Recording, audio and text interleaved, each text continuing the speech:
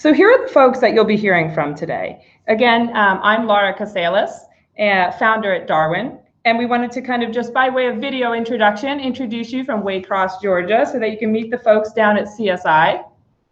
We're going to toggle to their screen. Hey, everybody. Now we're going to toggle over. We've got Brian and Elaine, the executive. Good morning. Good morning. Good morning, everybody. Get started with video as well as slides, and make sure that everybody has a full, robust experience and it gets a lot of value out of this webinar. All right, so back to our slideshow here.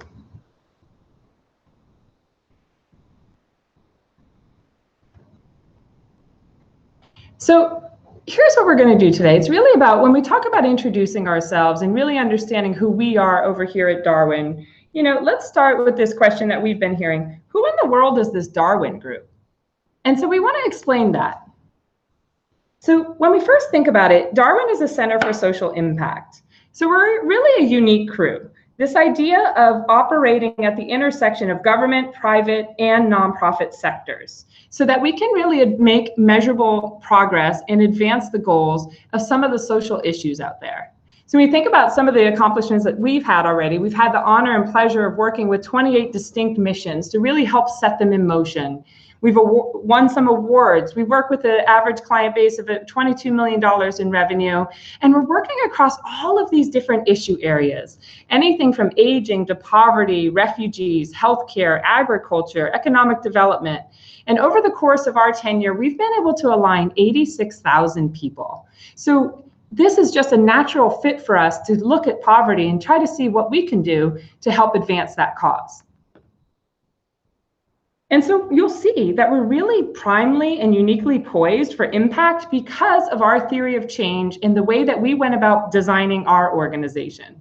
As I mentioned, we really work at this intersection of business rigor, design thinking, and policy sophistication so that we can use all those unique perspectives to reframe the narratives out there. Again, poverty, aging, refugees, rethinking the systems that are in place currently. What does that infrastructure look like? Who's on the front lines? Who's in the grass tops and the grassroots?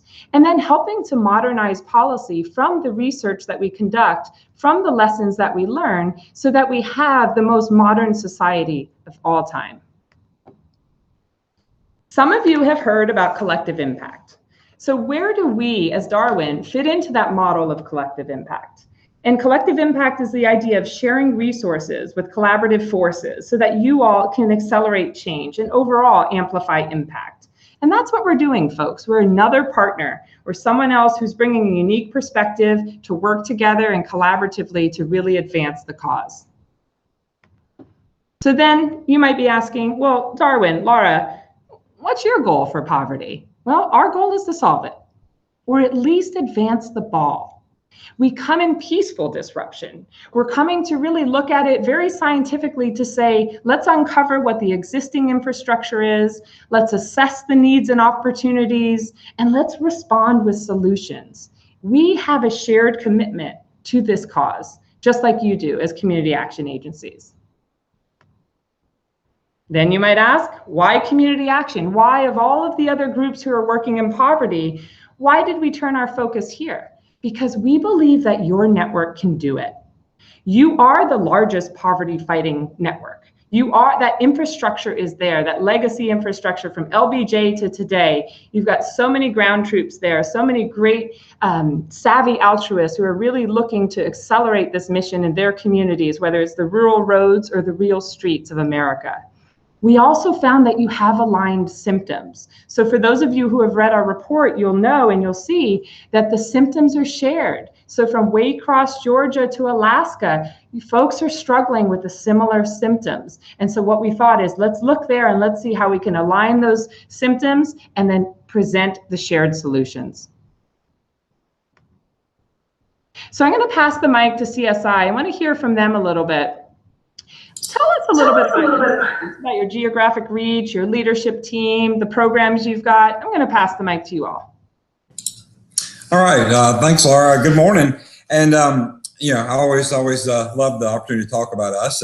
And we are a, excuse me, one of the largest community action agencies in in the Georgia area as far as geographically, and is a very diverse area as we've learned that we have 18 designated counties and then 11 additional counties in which we have a footprint, and we're well over 400 employees now, and again we serve metro areas such as the Savannah area, the Statesboro area, and then very rural areas, and so it is a very diverse makeup with diverse challenges. And what we've learned is those bring the needs are what's true in Statesboro, Georgia, won't be true in Homerville, Georgia.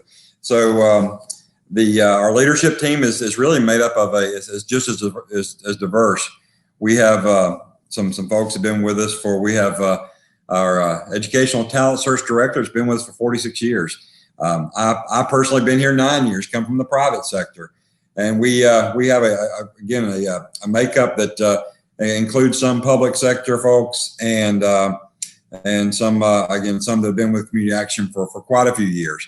So it is a lot of different backgrounds and ideas that we do bring to the table, and which is certainly very, very fortunate for myself with the ideas and that our group does bring. The programs, a lot of traditional community action programs, Head Start, weatherization, elderly services.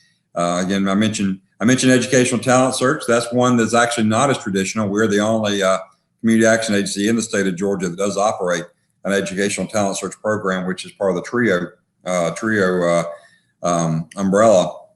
We also have again some community services with energy assistance as well, which is certainly a traditional program. We something new for us is the CASA, which is the court-appointed special advocate for that works directly with our foster families in the area and the foster children, just to be an advocate again for that child in the courtroom. That's very new. We're the only one in the state of Georgia. Possibly, I don't know if there may be some nationwide that I'm not sure about, but again, a new avenue for us, and but it just makes sense. Our revenue mix is again more traditional. It is primarily federal funding, some state funding, and of course some local funding, and private funding, which of course we're trying to grow that piece, the private funding. And again, I mentioned the staff size. We have a little over 400 employees in the counties we serve, and we've been added on to our employees because of the growth in services. Great, thanks, Brian. And so for those of you on the phone, hopefully you can do some comparing and contrasting to hear how you are similar or dissimilar to the CSI group and what they've got going. So thanks for the introduction. So now everybody on the line kind of knows who's here, what we're here to talk about, and let's dive right in. So this is really, Brian, this is your show. Elena, this is your show to talk about why change now? What's going on when we think of this idea of getting back to roots has been a theme that we've discussed quite a bit. So for Brian and Elena, if we were to think about some of this, how long have you been considering change before you sought out help? We've actually been considering this. We actually made this part of our strategic plan about 3 or 4 years ago.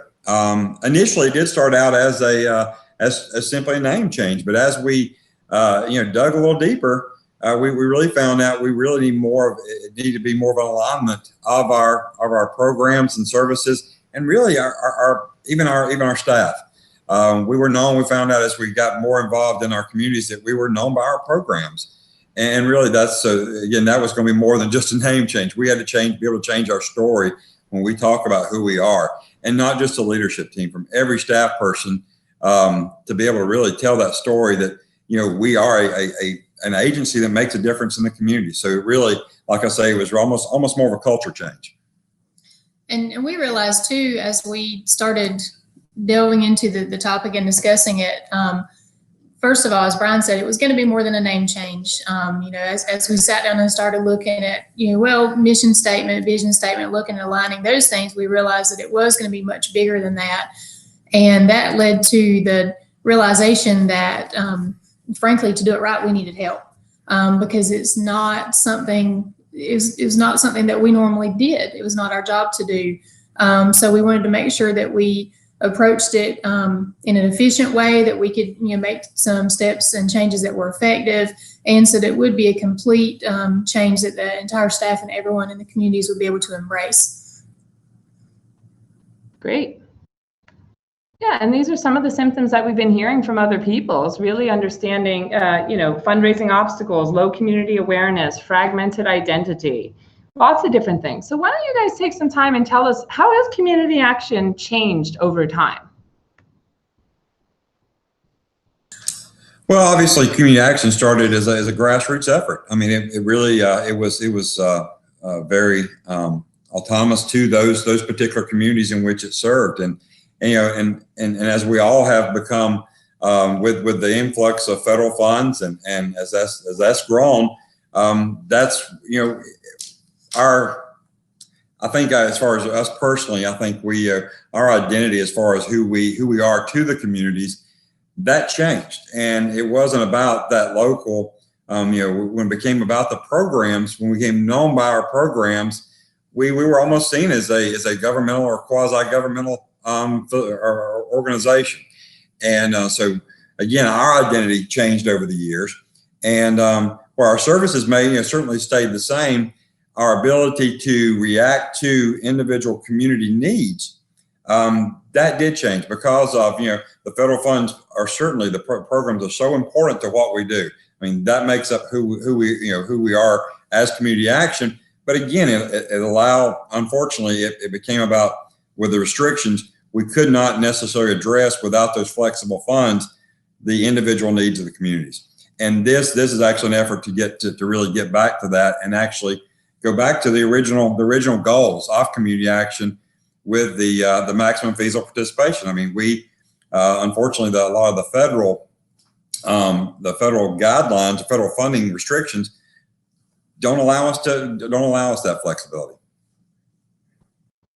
Right. Yeah, no, definitely. And those are the things that we heard through all of this research over the past 2 years, is this idea of that really being defined by the programs, kind of losing sight of who we are, who we were. So this initiative is about getting back to the roots, getting back to who we are and what that noble mission was all about. So for folks who have read our report or have heard about us and started doing a little bit of research on everything that we have been going through, is a lot has happened since 1964. So as we kind of consider this timeline, we need to think about what really has been happening. Having a little text delay there. There it is. So really thinking about what that timeline looks like. So in the beginning, we know with 1964, there was this Economic Opportunity Act. We know LBJ, that whole story, that's where that story begins. And, thinking about that and knowing that that was the roots of the conversation, we need to know what happened next. And so as we were kind of thinking about the next step, there was kind of somewhat of a rift where it wasn't a government program per se anymore, where it was run by federal employees. These agencies then became independent 501c3s. So these community action agencies in 1975 were really working on their own, independently in those communities, looking for that funding, looking for those connections. And then by 1986, we see the emergence of a national advocacy brand. That wasn't there before. And that purpose of that advocacy brand is to really kind of keep that ear to Washington, figure out what's going on up there, and to communicate what's going on in the halls of power down into those rural roads and real streets. But today things look really different. Today, folks are looking for a funding mix. They're looking for CSBG as well as private funders. How can we diversify all of that?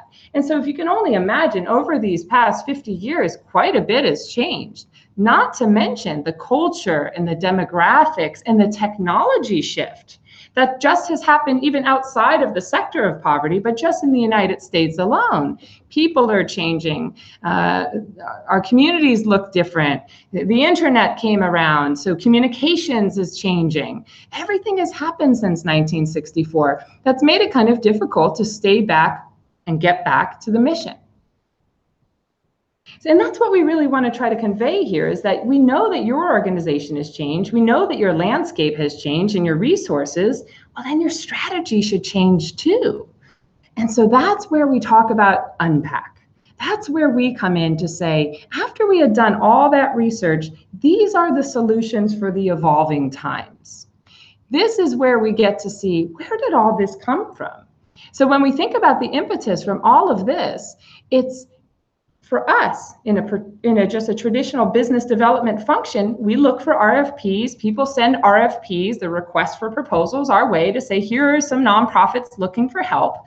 And we received one out of southwestern Pennsylvania, and then another, and we found another on the internet, and yet another on the internet, and more RFPs publicly made available, kind of mushrooming across the nation.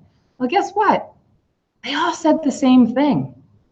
We have a stigmatized issue. We have funding streams at risk. We have limited strategic capacity. Our program brands are overshadowing the organization brands. The messages are not resonating. We have low awareness. I mean, this is quite literally pulled verbatim from the RFPs that we find online. So folks are asking for that help. Layered on top of that, bringing in our expertise, having worked with so many other organizations in the poverty sector and elsewhere, there's some serious trends in nonprofit land. So the same way that we showed that timeline from 1964 to today for community action, from 1964 to today in the nonprofit sector at large, you're not alone. Things are changing, times are changing. How to look looks different. You know, some organizations that are out there, Robert Wood Johnson Foundation, with their building a culture of health, they create such strong messaging, such shared energy for organizations to want to advance the healthcare and the idea of having a healthy nation. How to look at these logos, look how cool they are. We know that since the internet has evolved and been introduced, and as design has made their way into the nonprofit world, it's not okay to have a logo from 1980 anymore. You've got to look sharp. You've got to look relevant. Look at the California endowment with health and justice for all. Let's bring this power back to the people and resonate with the people. How to think is different in the nonprofit sector. Here's something from Harvard Business Review. Donors don't want to fund homeless shelters and food pantries. They want to end homelessness and end hunger, end poverty. So these are the deep-pocketed private sector groups, whether it's someone like a Jeff Bezos who has a foundation, or the Gates Foundation, private foundations like that. Folks are looking for evidence of ending the problem or making measurable progress on that. So this is what we're hearing from across the country with Aspen Institute, Stanford Social Innovation. These are all publications that you should be reading so that you can stay on the cutting edge of what's going on in the nonprofit sector as a whole. How to work. And this is something that we've talked about with CSI. Don't let yourself be defined by your funding streams. Yes, you've got to be accountable to that SOW and follow some of that. But at the end of the day, beyond your funding streams, do you have a theory of change? Have you as an organization developed what it means to you to put yourself out of business? How have you put together a framework to talk about what solving poverty looks like in your community, and kind of putting together a causal framework step by step that shows the roles and resources in order to advance that change? So that's what's going on. With Unpack, same thing. How to measure. Don't just, the funding and the funders are going to ask for their quarterly reports, but beyond that, beyond people served, how do you know what the progress made was? How do you know, and how are you able to measure how folks are climbing that ladder of upward mobility? And so that's with this report, and I encourage everyone to check it out and read through it, because it's a perfect mix of that intersection of business knowledge, policy sophistication, design thinking, also looking at broadly nonprofit trends, and then specifically what's been going on with the war on poverty, and thinking about community action agencies and what's going on. We have some early reviews here from people that are really kind of cheering from the sidelines here and saying, keep advancing this, keep moving this. Here's someone, Catherine Lawler, she's the executive director out of Atlanta, working at a public health institute out of the Georgia State University, master's at Harvard Kennedy. And she's saying, look, I appreciate your incorporation of history while also framing the issues within our present context. The way forward is both inspiring and concrete, and then a call to say, write a report like this on aging. Well, we're working on it, and we've got that in the works. So these are the kinds of things that we're doing over at Darwin to really talk about what is unpack and how does it have this monumental potential for impact. So Laura, what does it look like then? How does it work? Well, as we mentioned to you, these RFPs that were mushrooming across the nation that we were finding, we can work with you, community action agencies, one-on-one, but if we did that, we'd just be recycling synonyms. We've already been working with several of you, and we just keep saying, but wait, but there's so much similar things about you that why we would continue to recycle synonyms and respond to 1,200 RFPs? Well, what's the alternative? Well, the alternative for you is you can work with a random local marketing company, but you would be starting from scratch.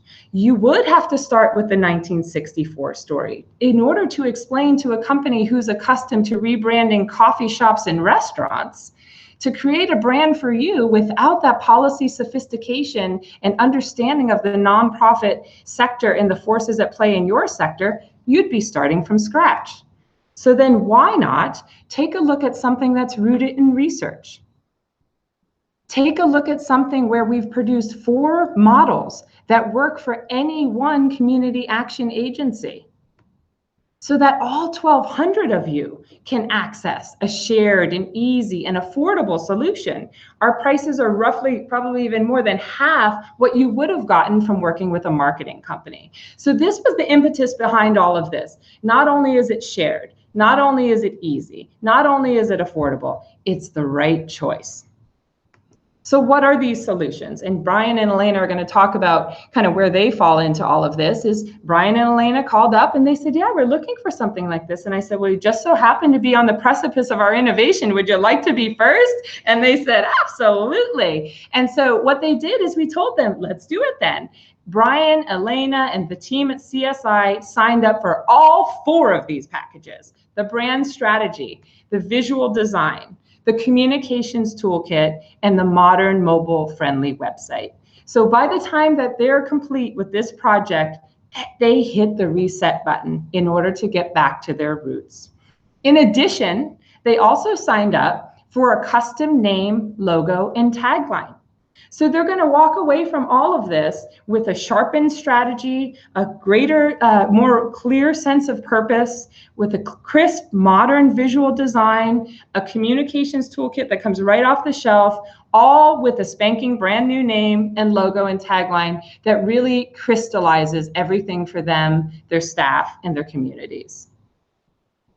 So those were the tangible benefits, but what are the intangible benefits? And this is where we're going to pass the baton a little bit when we talk to Brian and Elena to hear, well, exactly how did you find the intangible benefits? We know that you're going to have that amazing website and that brochure and all those business cards and everything, but what did you truly benefit from that you just couldn't put your finger on?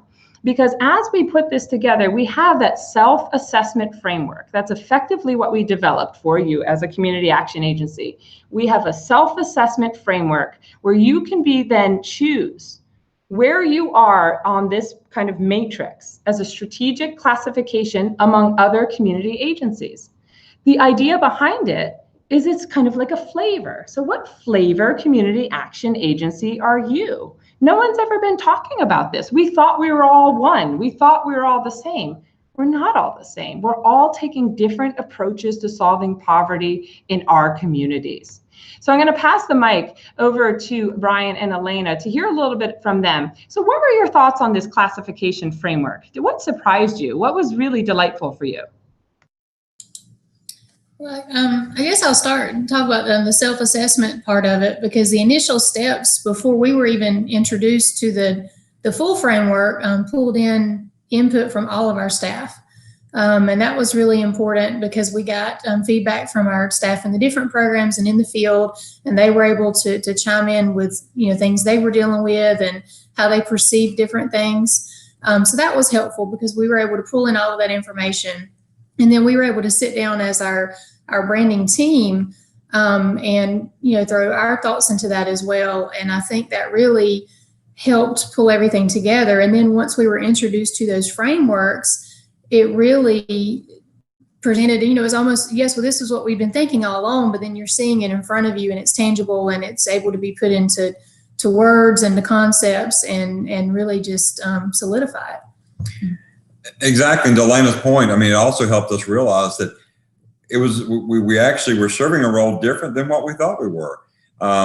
You know, I think you know, while the landscape of poverty in our community has shifted, we didn't necessarily make that shift with it. And it helped us to reframe that to where we can better have that impact on our communities, you know, through a different framework, through a different strategy. Yeah, that's really great, guys. And I kind of just want to go back to that a little bit just to talk about that framework. I mean, this really is the crux of Unpack. Yes, again, you have those tangible benefits, but these intangible benefits of taking you through a business strategy assessment where you can really understand, oh, that's why we've been having all those symptoms. Oh, we get it. So it really kind of that it clicks. Folks are able to move forward and really begin crystallizing what that looks like. Something else I wanted to point out when we were talking with Elena and Brian a little earlier this week is Elena had mentioned, you know, this is so great, you know, moving forward. We can reach out and find maybe that we have a very similar sister agency in, say, Nevada, that follows the same framework or follows the same planning. And we can reach out to them and say, oh, you also follow that classification within the Unpack framework? So do we. And so then you're able to kind of find your tribe, if you will. So rather than all 1,200 community action agencies where you share a mission, you can find those smaller pockets, those smaller collaborations that are better fit, more of a just right fit for you. So I want to pivot a little bit and talk to, again, Brian and Elena. How did you go about assembling a team to capture perspectives from throughout your organization? I mean, again, Brian, you said you're executive director on board, but they've got some legacy folks who have maybe been there from the very beginning. How did you go about deciding who was going to be on this team? And again, that was actually for us. It became pretty easy, but it needed to be strategic. I mentioned that we do have a very diverse team with diverse backgrounds, and so that made my job easier, certainly in assembling that team. But again, I wanted to be strategic about that. We did have the legacy, the thoughts from, again, we started this process really, the thought process 3 or 4 years ago. So under the former executive director who had been in community action for 40 plus years. But knew that we need to make a shift in order to really meet the needs as the landscape of poverty had shifted. So again, we had that feedback. And because of the transition between she and I and the leadership, again, the timing couldn't have been better. It was the right time. And then again, we involved key members of our leadership team. Certainly with Elena's development director, community services, because CSBG, which falls under our community services, is so important and vital to community action. That is our true, other than private funds, our true flexible funding stream. Head Start, because it is our largest program, we wanted to make sure, and because it's working, touching so many aspects of our community, so many lives in our community. Frontline staff, again, that's a no-brainer. That's the ones that they're out there doing the real work every day. So we certainly involve people from our front line, from senior services, from Head Start, and of course our and aging services. Certainly want to involve our board. They're the ones providing the oversight and certainly help with the vision for the future. And we're over a lot of organizations with our tripartite board. I mean, it's set up with a lot of diversity because of the different backgrounds. And so again, that was almost a no-brainer as well, to make sure our board is involved and involve every aspect of that tripartite makeup. Yeah, thanks, Brian. No, that was great. And as a visual representation, and this is kind of reflective of CSI's board, this is kind of having a seat at the table during this process, but this doesn't look dissimilar to any of our other processes that we've had with other community action agencies or with other nonprofits who are looking for that kind of delightful disruption, to really think about assembling a cross-section that represents from front lines to board, from maybe what we say is from intern to chairman of the board. So you get a nice generational cross section as well. So I kind of wanted to pivot through a couple of these so that folks on the line could see themselves in this picture, see themselves in this story, where this might look like your team. This might sound like your team. And so with each one of them, your former ED might be saying, hey, the thought on their mind is legacy matters, and they're going to continue to champion that. The current ED might be saying honoring the past of community action doesn't mean we'll have to continue to live it. When you look at the development director, they might be saying, I feel like I've been waiting on hold for change. The community services, someone who's really having that vantage point, might say, we need to get back to our roots. We've become a big old service provider. So just to illustrate the diversity of perspective of who's coming to this table so that we can truly collaborate, put our heads together, and generate those solutions. What about someone in Head Start or any program for that matter? Well, this process will help us make connections between our mission and our programs so that we don't have those silos anymore. So we have unity between everyone. Frontline staff will say, hey, this job is not a mission. We're not just a number or a nonprofit. This is really about, this job is a mission. We really have to advance our goals. The board member, I think, 10 times out of 10, even I get confused, and so they have such a difficult time articulating what community action agencies are, or what a community action is, that they don't want to start at 1964. They want to start at 2018, today, tomorrow, the better tomorrow. And then really when we look at it, it says it starts with internal alignment. And that's it. And anyone who's worked with Darwin in the past knows that. We don't do external amplification until we have internal alignment. And so we've been so honored to work with CSI over the past several months. We're really working to make sure that everybody at this table, as well as those who are at the 400 plus staff members, are aligned on these initiatives. And without this, it wouldn't be possible. This is change management. This is responding to all of the changes that have been happening in the landscape and in the sector, and without this perfect, solid cross-section, it wouldn't be possible. Brian, Elena, a little selfless plug here. Once upon a time, you said choosing Darwin was a no-brainer. Now, why did you feel that way? Because others on the line might be thinking, well, what about the marketing firm that we like to help us with the branding? Or what about some of the other resources that we're getting? What makes Darwin different? Well, when we initially, we came to the decision, so, okay, now's the time we want to start this process and let's look at what our options are, because as we said, we wanted to do it the right way and to get the full effect. So we did actually reach out to a local marketing agency that had done work with other organizations or businesses close to us. And we also reached out to a state level nonprofit that their work is to support nonprofits. And we've had some experience with them in the past as well. None of it was negative.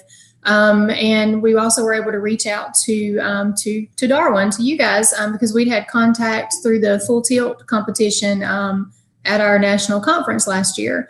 And when we got feedback from everyone and talked with everyone, we realized that, a marketing agency would have the strength in that area of marketing, but they really had no grasp of what we actually did and who we were, besides just the little excerpts about, the history or tracing it back, but not really fully understanding the community action and the impact and our geographic reach. On the flip side, the state level nonprofit, they really understood and were familiar with community action and what we did, but they were actually, weren't up on the marketing end of it. They would be contracting out essentially for the marketing piece. And then once we talked with you guys, it really became a no-brainer because y'all have just completed and culminated all that research. You were familiar with our area. You knew what work we were doing, and you also had been working with other agencies. So we didn't have to start, as you said earlier, from scratch in that respect. But you also, came with the in-house communications and marketing expertise. So we would be able to get that all in one stop. So for us, that's really what made it a no-brainer. Great. Thanks, guys. No, and we appreciate really kind of hearing what that is. And that's consistent with what we've been hearing across the sector as well, is like really thinking about who you're going to find as a partner to help advance your goals. A question that's come up as well is who commissioned this work? What's all this about, Darwin? Why'd you come up with this? Who's endorsing you, or who's commissioning this work? No one. No one's endorsing us. We are a Center for Social Impact. Our name says it all. We are advancing those goals. We are independently funded, and we are independently motivated. This poverty sector is one of our largest pillars. It's one of our largest portfolio items, and we're going to continue to push that through. Aging is up next. So we're going to be writing a similar report for aging, as we mentioned. So you can find us speaking at the American Public Health Association annual meeting. So that's kind of really about kind of debunking some of these misconceptions and really understanding what the energy is behind Unpack and how it's so valuable to the community action agencies. So what's your role, Darwin? And what are you doing here? What is that collective impact? Why are you in that circle? Well, we're filling a gap. We're offering something that no one else is. We're providing services that no one else can, to give you strategies that resonate on the front lines, day to day, 24/7. Now, how do we know that? Well, because we researched it and we heard firsthand. We also conducted our own independent research to see that, if you were to think of this as whose roles and responsibilities is it to conduct some of this stuff and to provide some of these services? Well, at the federal level, a lot of community action agencies have some partners at the federal level. You might have associations that you belong to, maybe Head Start, maybe Meals on Wheels, maybe the Community Action Partnership. These are different associations. We know them nearly and dearly because we're originally rooted in Washington, D.C. So all up and down King Street in Alexandria or somewhere in Arlington, or even maybe in Washington, D.C., you've got these associations who are helping you. They've got their ear to the ground, doing an amazing job, letting you know blow by blow what's going on with funding, helping you with federal advocacy communications. In fact, we helped a couple other associations with respect to refugees and immigrants, where we help them with their Hill visits, with that federal advocacy communication, so that when community action agencies kind of descend upon the Hill, you all are acting as one unit and doing a really great job communicating your value to Congress.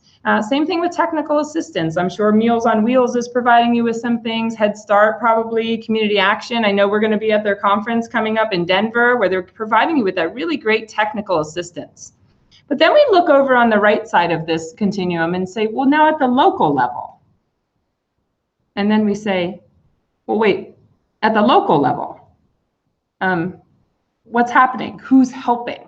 So as Elena and Brian were saying, the individual organizations are then independently responsible to manage your strategy. So your community action agencies, you're independently responsible to manage those strategies that resonate with the front lines. So while you're working day in and day out in those communities, that's your responsibility. And when we did our research, we couldn't find anyone who was helping there. So kind of as we were saying, we're filling a gap. This was something we discussed again with CSI is, we're not stepping on toes. We're saying, okay, those guys do this, those guys do that. Well, nobody's doing this. Well, this is what we want to do. And that is consistent with what a Center for Social Impact does. Assess the landscape, look at the infrastructure, look for gaps, look for fissures and fractures, and fill that gap. And that is what collective impact is all about, folks. We row together, we grow together, we solve poverty together. So, when we look at these questions, can you be a federally designated entity like a Head Start, LIHEAP, AAA, even Meals on Wheels, and also independent? Absolutely. You're just being invited to a lot of different parties. Go you. Congratulations on that. You're being invited to a lot of folks' conventions and conferences and trainings, and you're learning a lot about what's going on in aging or with CSBG and Head Start, early childhood education, but you are independent. and you don't want those funding streams to dictate your identity. All right, so let's pivot to who needs you.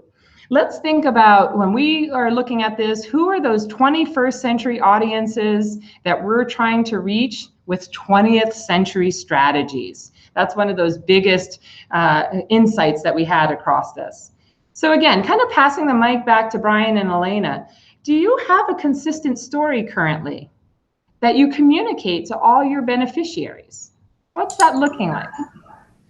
We do have one, but it typically mentions the different programs we offer and the different services, as a service provider that we offer to the communities.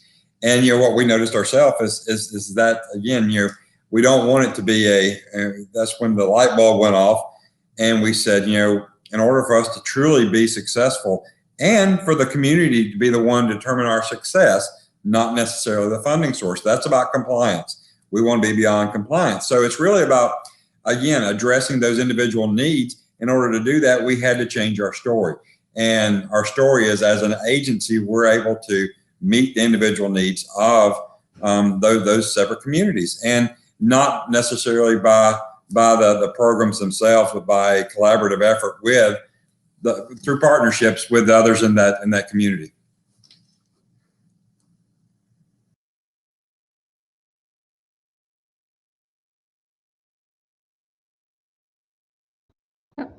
Great. Sorry, guys, I was on mute for a minute. Yeah, absolutely. And that's so important for us to see. And again, consistent with this research that we were saying, is thinking about that those many services, one mission, and how to tell that complex narrative. Thinking about what you have from the perspective of your comm strategy, right? So what we've found in our research is some organizations may have official communications capacities. They may have communications directors, even if they're so lucky and fortunate. But oftentimes we find that folks are possibly delegating a lot of this comms work to Vista volunteers, or to interns or executive administrative assistants. So really trying to help with this unpack is to really help you get into that groove so that you can accelerate those stories, especially with these changing demographics. So something that we were hearing as well is, our target audience is very different now than it was 60 years ago, but we're still trying to use the same communication strategies. And so I think that this, again, what I'm getting ready to show is a very foundational insight. And I know, Elena, you picked up on it as well during our immersion visit when we came down to Georgia, is when we talk with organizations through this unpack process, is we say, today, this is what community action agencies are considering to be their audiences. Their primary audience is their funders. What's going on? Keep your ear to the ground. What does that funder want? What does that funder say? How many reports shall we produce?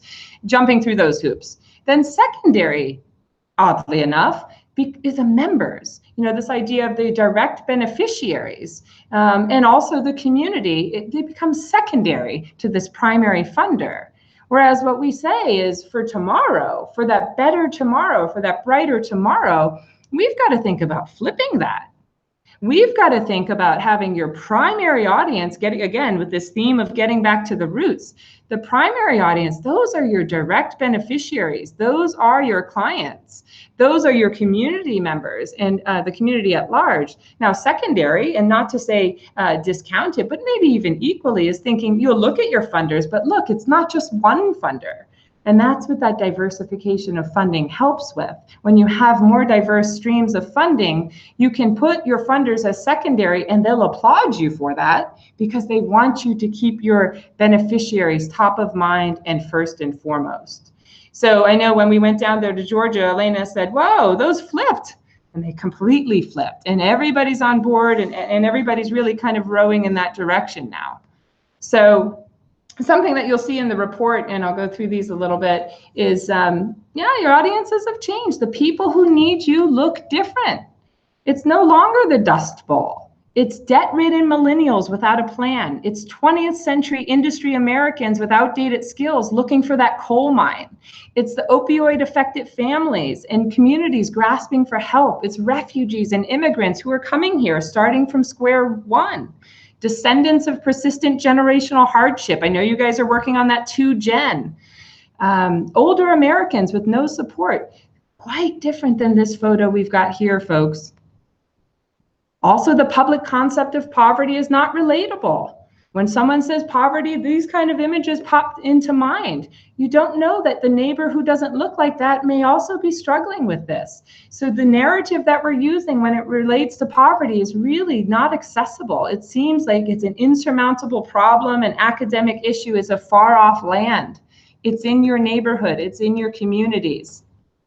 What doesn't benefit us is when we use violent terms to discuss poverty. We're fighting it, we're combating it, we're eliminating it, we're ending it, we're all of this in negative terms. Folks need positive, folks need uplifting. They want to know that there will be a better tomorrow. The folks who are struggling with poverty, and you know this from the front lines, is no one wants to be labeled as saying, I'm sorry, you've been diagnosed with poverty. No, they don't. They don't want to be known as the marginalized citizens. They want to be known as a human being.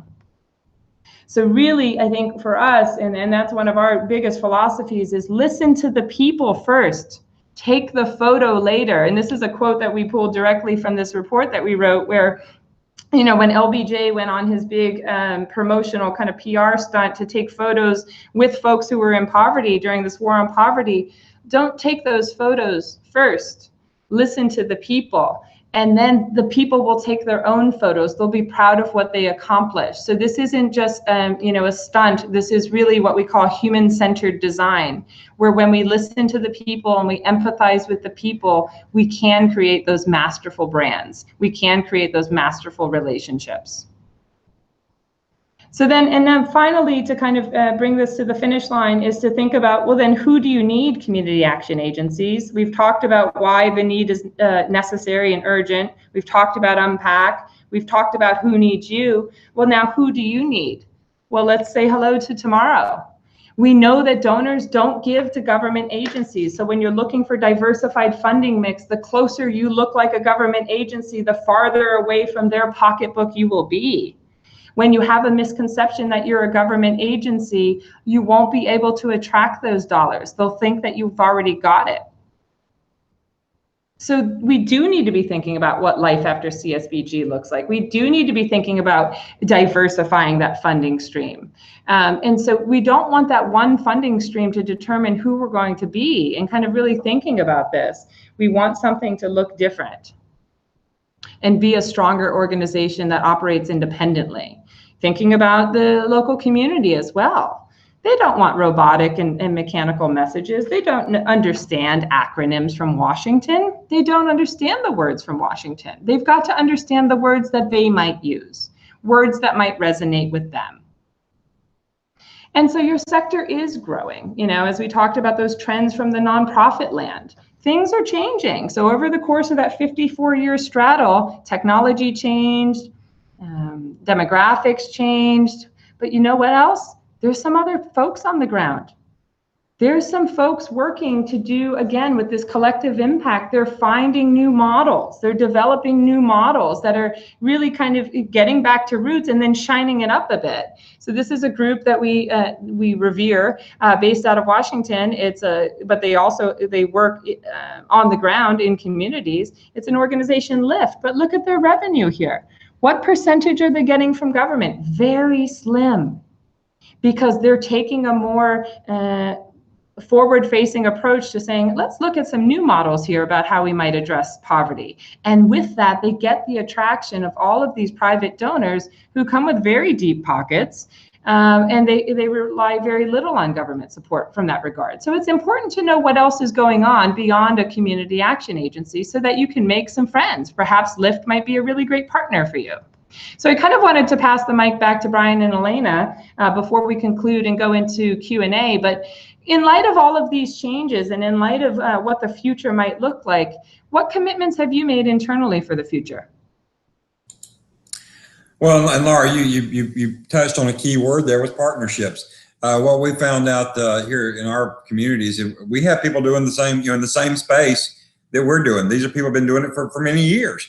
And again, I think subconsciously we may have known that, but again, because we haven't made that, we haven't reached out, we haven't been that catalyst necessarily in starting that conversation. We're just now really doing that, and have started doing that. And gosh, the future is bright. I mean, we've seen that that they're wanting to partner with us, and because we have been established here for 52 years, they want to partner with us going forward. So we're not duplicating resources. So we're not walking down the same path and not but not communicating. So that's one of the biggest commitments is we've really reached out to the groups doing the same thing, both that are government agencies and other nonprofits.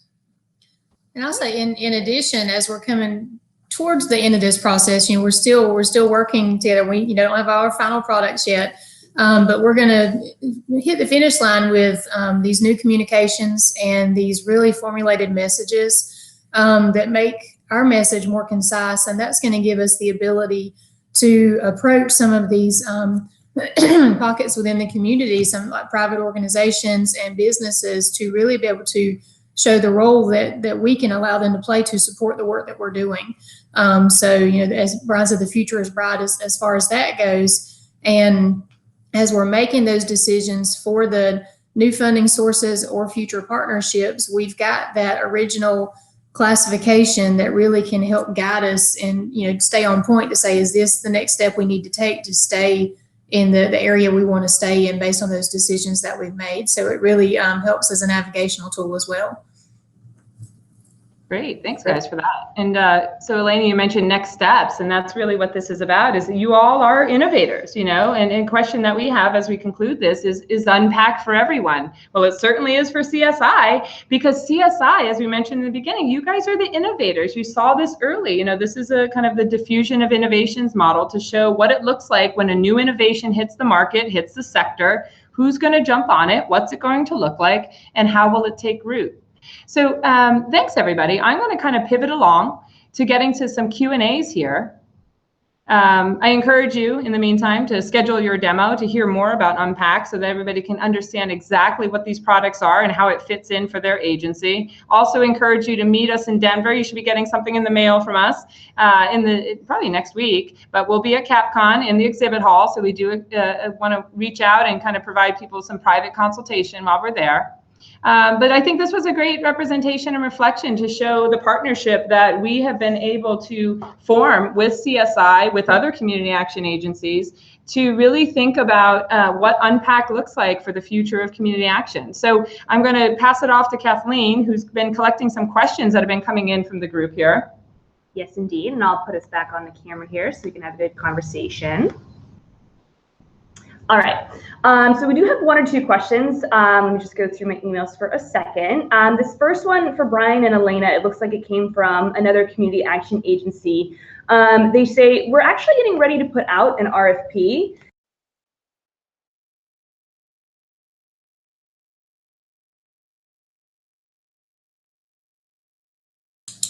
Okay, Kathleen, we lost the last portion of the audio there. We're not hearing you. I'll just read the question again. This question says, we're actually getting ready to put out an RFP. Do you feel like you missed out on something by going with the shared approach instead of an open call for proposals? Not at all. We're actually we're thrilled to be on the front end. I mean, this is, again, as Elena mentioned earlier, this was a no-brainer for us that being on the shared approach for us, there's a need for us rebranding locally, but there's even a greater need for a national effort. The two can exist, and that's what's so exciting about this, is that we need both, because again, we're not going to be the same as an agency in a different part of the country, or even right next door, because the needs in the communities are different. But we are stronger as a group nationwide, and it's going to help. Again, part of that is just getting our again. I call it community action 2.0. I mean, it's for us to going back to the roots, but knowing that we have to approach it in a little different way to approach the new needs of poverty. Great. No, that's fantastic. I like community action 2.0. No, that's great. We love it. I have another question. So if many agencies go through Unpack, what do you think community action will look like in 10 years?